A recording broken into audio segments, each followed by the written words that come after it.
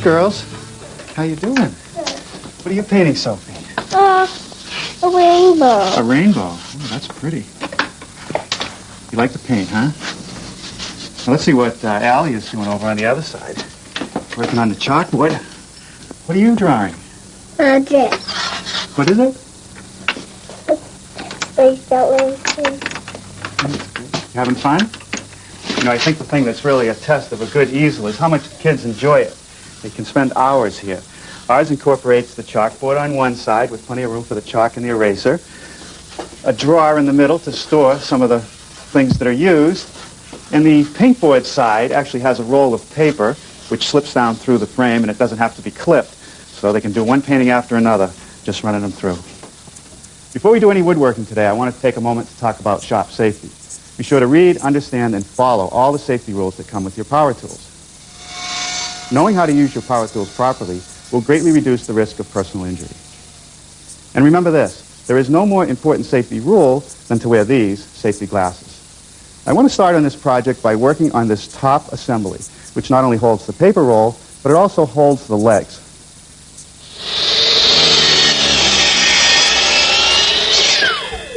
Just made a 15-degree angle cut on the end of a piece of 1x6, which is the same angle as the flare of the legs.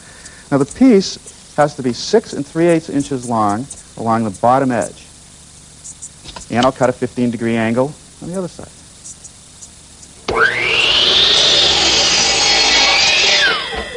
Now I'll need 2 of those. This angled blank will become the inner part which holds the roll, and it will get rounded over. On the outer part of the assembly, I need a piece that's 6 3/8 along the bottom, same 15-degree angles, but only 3 inches high.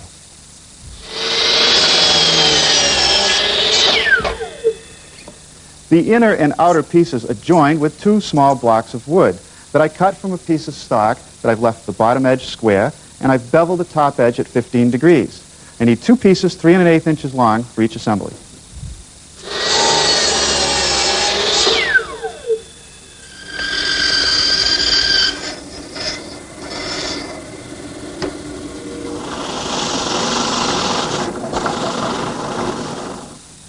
The paper roll is supported by this dowel.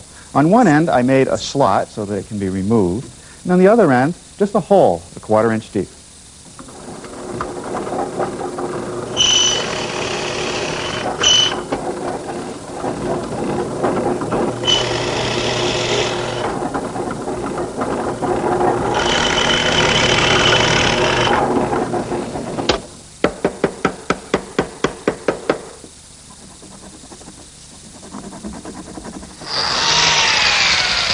To hold all the pieces together, no screws, no nails, just a little bit of glue and some biscuits. Before I can do any assembly, there's 2 more steps. I have to attach this hinge, which holds the front leg, and I have to attach the back leg, because I won't be able to get a screwdriver in there later.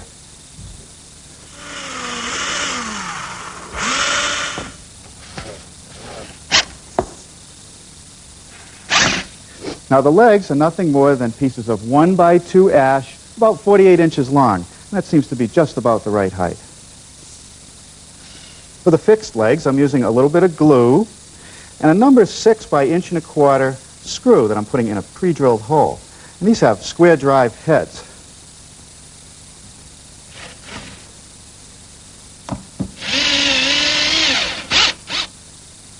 With butt joints like this, glue alone would never be enough to hold the assembly together.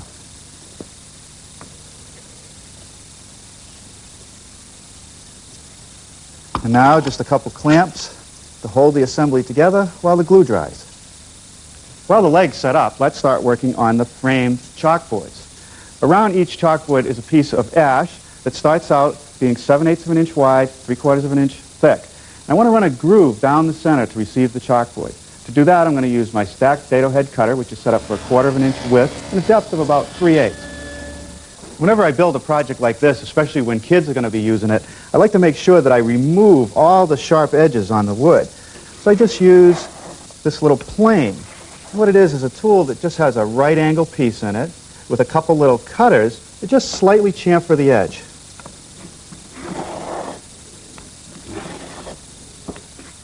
Each frame measures 24 by 18. And the corners are joined with 45-degree miters. You know, I catch a lot of kidding about the number of clamps I have here in the New Yankee workshop. Add to the collection these corner clamps, which come in real handy when you're trying to glue up frames. What I have to do to start is take the frame pieces and just set them in the clamp. Move this large piece until we get approximately to the thickness of the frame pieces. Like this. Taking this down snug. And once I'm close, I can put a little bit of glue on the joint. Set it back in the clamp. And by turning this hand screw, start to get it to clamp together. As you can see, it does a great job just pulling that joint perfectly tight. Now I'm just going to drill a pilot hole for a screw.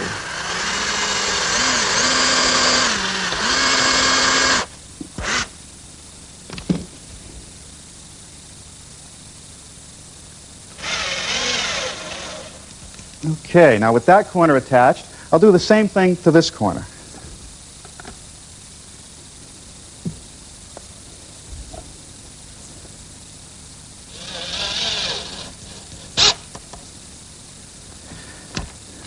Now for the other two corners, I'll pre-drill them using these clamps, but I can't glue them until I put the board in. Well, now for the chalkboard. I had several choices in what material to use. One of them was this metal that has a surface applied or sprayed on to one side. It's very easy to write on and clean up, but it's very flexible, so I'd have to back it with some kind of plywood.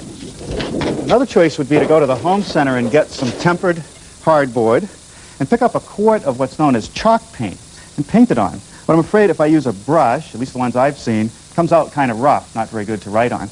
And I'm not sure about spraying it on. So it seems like the best product that I found is this one. Again, a tempered hardboard on one side, but on the other side, a factory-applied finish, which is very smooth so the chalk doesn't skip or jump, and it cleans up easily. Now, you may have to search around to find this. We certainly did, but eventually we found some at a school supplier.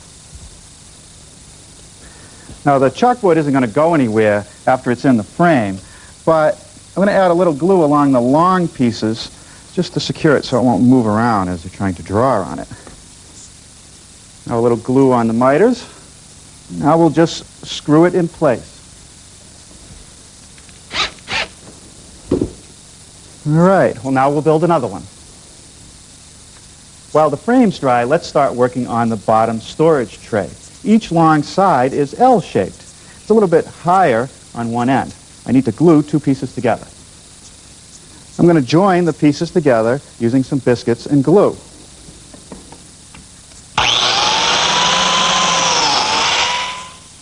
Now here again, I don't want to show any screws or nails.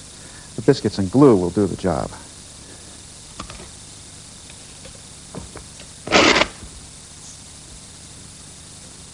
You might have noticed that on the high side of the tray I have this strip with a whole series of holes in it, and they're for markers and large crayons that seem to be pretty popular. I'll make those holes over at the drill press.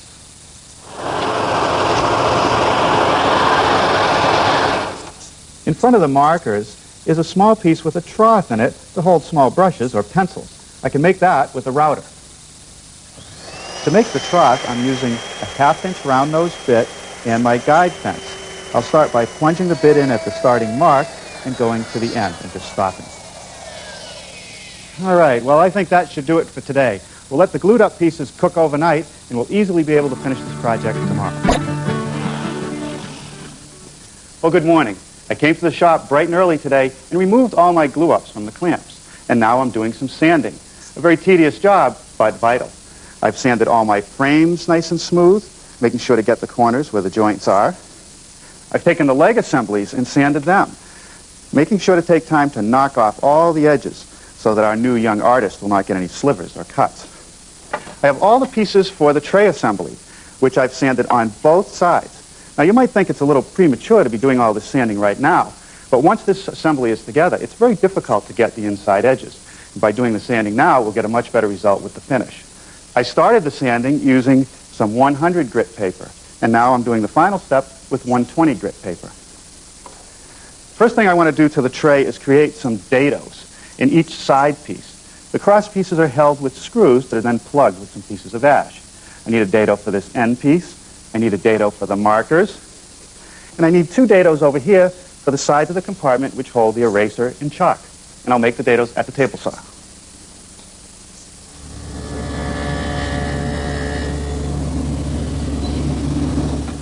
The bottom of the storage tray is a piece of 1/4-inch plywood that fits in grooves that I've made in the side pieces and in the end piece. The groove in the end piece can run the entire length, but I can't do that on the side pieces, otherwise the groove will show through the end, and that doesn't look very good. Now, I really can't use my table saw to do that, but I can use my router shaper, which I've set up with a 1/4-inch bit, and I put a piece of tape here to show me the location of the bit. As long as I lower the side piece down within the dado and run down to the other end, stopping within the other dado, that groove is never going to show.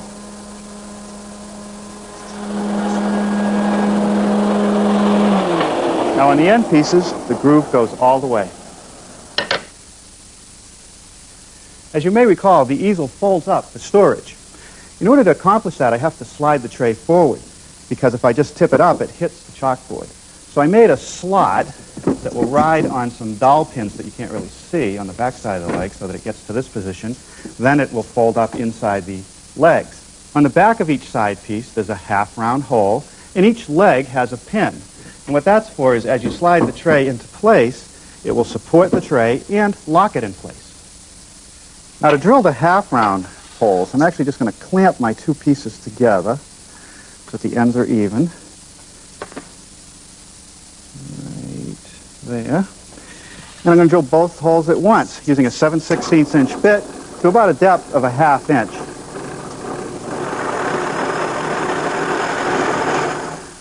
Oh, that's perfect. Now on the other end, I've laid out the location for 3 holes. 1, 2, 3. It'll start to form that L.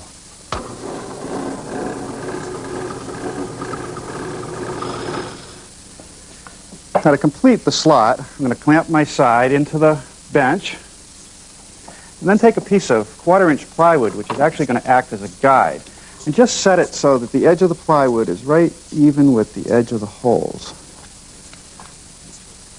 Now with that clamped down, I turn to my router, which I've equipped with this collar, which is actually going to ride against the edge of the plywood. I have a 3/8 inch bit, and I'm going to plunge down to the same depth that I drilled the holes and just run from one hole to the other.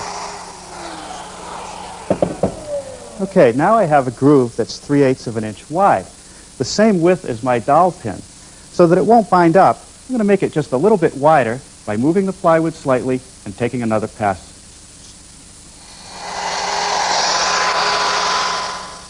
Now to remove any little burrs left from the drill, I'm just going to use a hand chisel. Yeah, that's good. Now I'll cut the same slot on the other piece.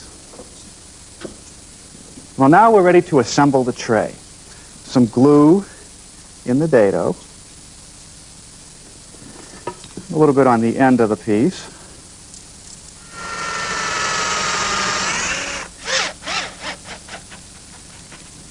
Now with the dado, the glue, and the screw, it's a very strong joint. The bottom is next.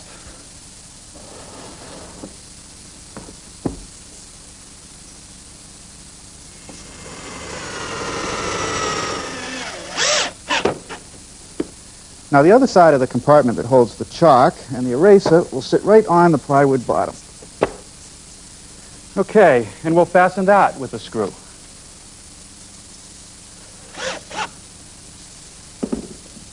The piece that holds the crayons and markers will get set flush with the top. Now that's where it belongs. You might notice there's a bit of a space here.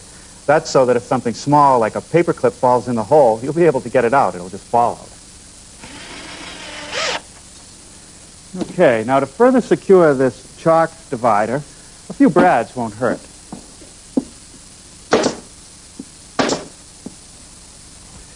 Now I can install the pencil holder or the brush holder, and that simply gets 1 screw in each end.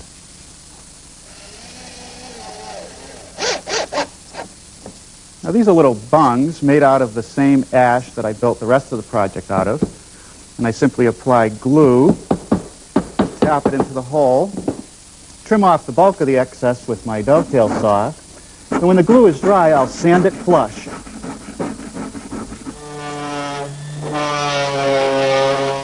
One of the features of the easel is this drawer, and it's suspended underneath the storage tray on these hardwood pieces that have a groove cut in them into which rides a hardwood strip on the side of the drawer. The next thing I want to do is make the groove in these pieces.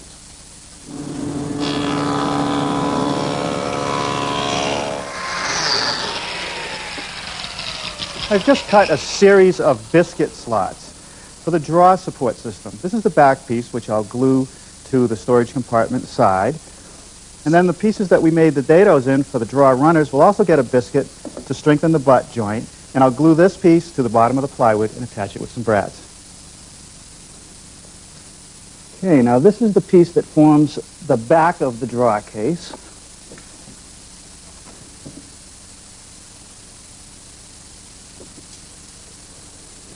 Okay, before I nail it off, I want to check it for square. That's good.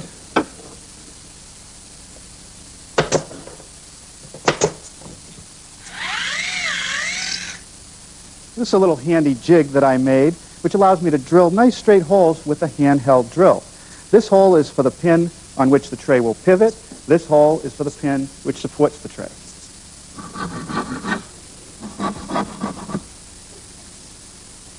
One of the improvements that I made over the easels that you might find at the store is that I cut some slots in the frame edges so that the paper slides through it and is held in place by friction rather than clips. To cut that slot, I'm going to go to the table saw.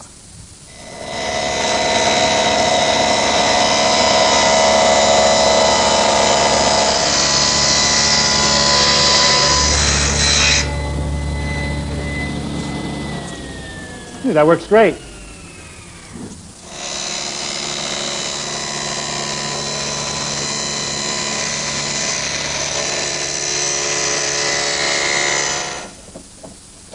Now, just using my hand saw, I'm going to knock off the sharp point so it won't catch the paper. Now here I'm attaching the artboard and the chalkboard to the legs, again using screws. With the boards installed, now I can install the tray assembly. Just going to slip it between. And now I've removed one of the screws from the pivot side of the leg, so I can just spread them out a bit and slip them into that groove. There we go. Now I'll just install the screw, and we'll be ready to build that drawer. The drawer is the simplest part of the project. The box is made up of 4 pieces of half-inch cabinet-grade plywood with a rabbet joint at each corner, and there's a groove for the 1/4-inch plywood bottom.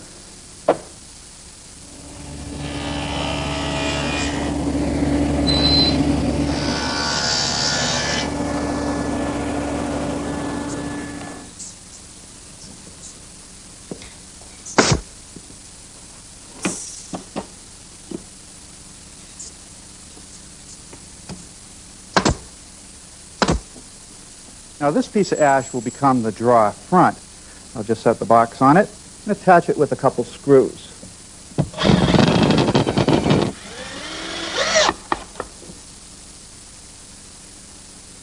Now this is a little strip of hardwood which will act as the runner that will fit in the grooves I cut earlier. Well, with a knob installed on the drawer, all I have to do now is think about what kind of finish I want to put on our easel. The stain's already been applied. I've masked off the area where the chalkboard is. Now all I have to do is apply the poly. Well, it sure is nice to see the children enjoying that easel. And I think the parents are going to like it too.